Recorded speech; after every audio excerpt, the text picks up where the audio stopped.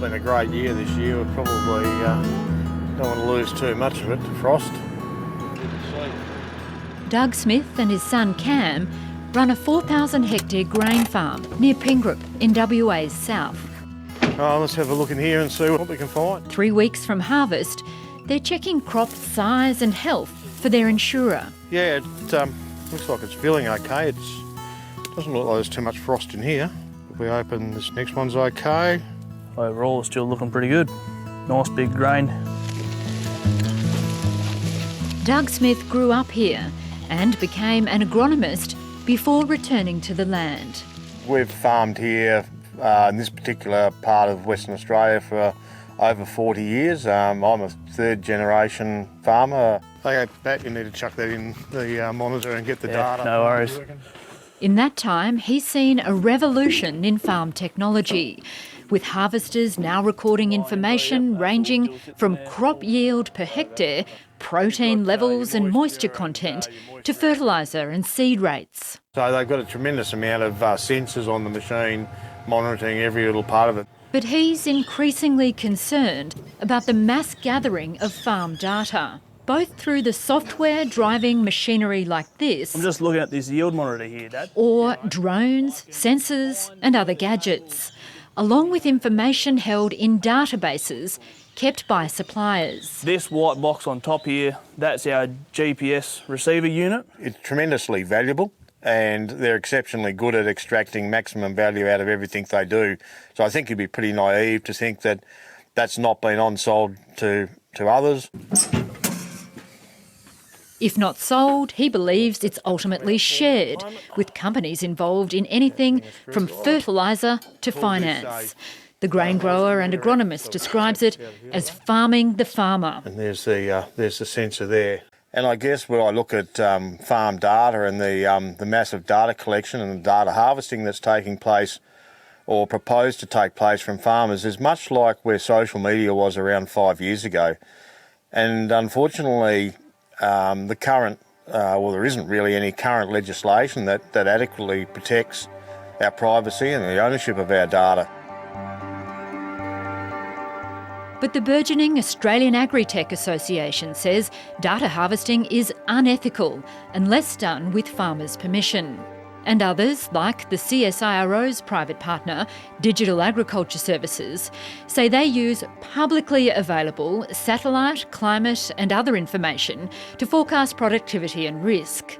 The company aims to sell its aggregated data to insurers, lenders, commodity traders, feed and chemical suppliers. Just finished putting that rainfall data in so far year to date. We're up to 505 mils for the year so far. Doug Smith says he chooses machinery and software that easily enable him to keep his data on farm. Among the technology he won't use is John Deere equipment. All right, maybe we better go and do that. They don't know what implement it's pulling unless you've hooked a John Deere implement behind it, like a seeder, and then it's also talking and saying, well, this is, Doug's planting, XYZ crop and he's using XBV fertiliser and all that sort of stuff. So then there's another level of data collection starts to happen, and it sends a packet of data about every 30 seconds. If we look at how we use your data, it says here that we can use your data, and that this is referring to personal information at this point.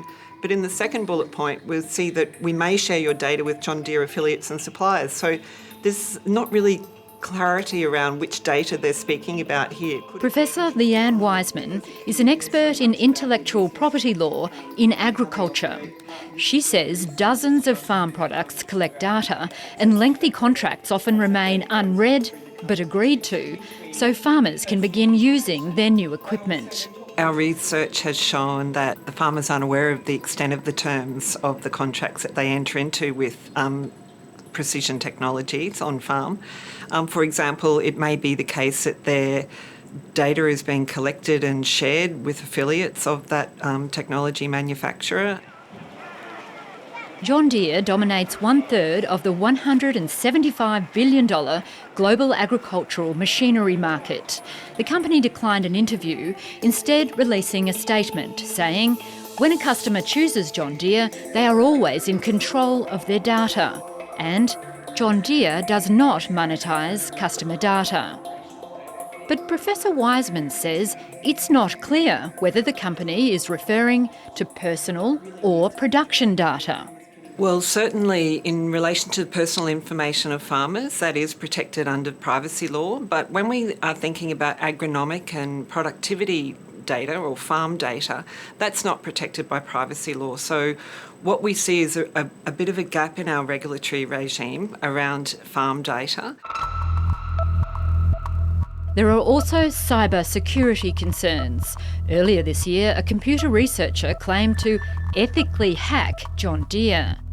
While redacted here, the hacker known as Sick Codes says John Deere's database has personal details of equipment owners around the world, including names, addresses, and information about their machinery.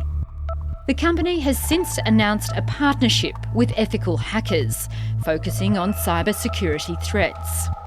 Meanwhile, Australia has quietly entered a new era in agricultural data sharing, with the recent launch of the Australian Agri-Food Data Exchange. To me, it's a nation-building project, this.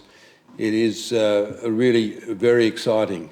It involves creating a digital platform, a digital system where farmers, retailers, wholesalers, everyone along the supply chain can hold their data, but in a secure way and a permission-based way.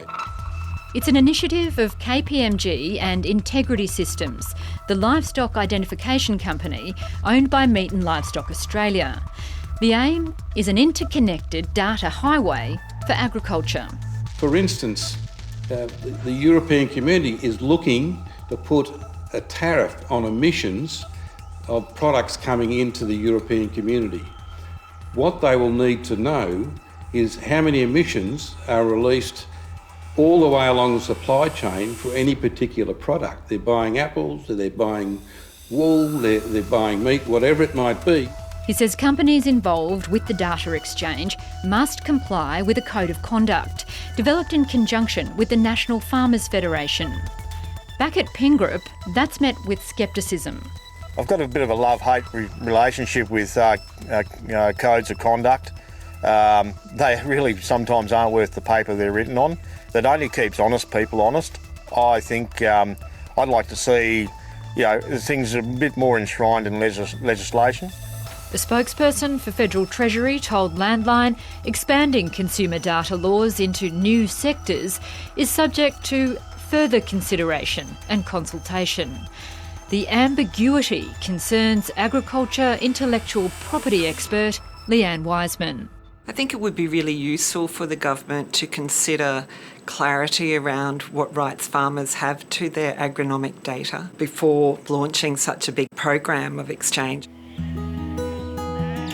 But the new Australian Agri-Food Data Exchange has prompted a sense of opportunity on this sheep farm in southwest Victoria, where it's also lambing season. We're a little bit different to a lot of farmers in that we've sort of implemented a system called precision lambing.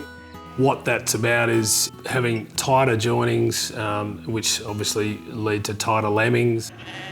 Rams are introduced so ewes conceive within a window of a couple of weeks, allowing time to nurture quality pasture between lambing seasons. And we've been getting some of the best paddock lamb survival results in Australia and potentially anywhere else. Tim Leeming makes his lamb survival data openly available. He also shares soil moisture and temperature readings he collects for a collaborative weather research project. We're very fortunate to have a couple of probes on our farm, which is freely available to all farmers all over the country. They can log on to our probes and have a look at our soil moisture. And the Open Data Advocate is excited about the new markets that could emerge with the help of the Australian Agri-Food Data Exchange. We are looking in the red meat industry to infiltrate into the EU, and if the EU's got a little bit more stringent requirements to meet their needs to access their market, well, why not do it? Let's be transparent on farm. So I'm all for that, and I think most progressive producers and most people that want to maintain their premium price or their good price that they're receiving at the moment would jump at it.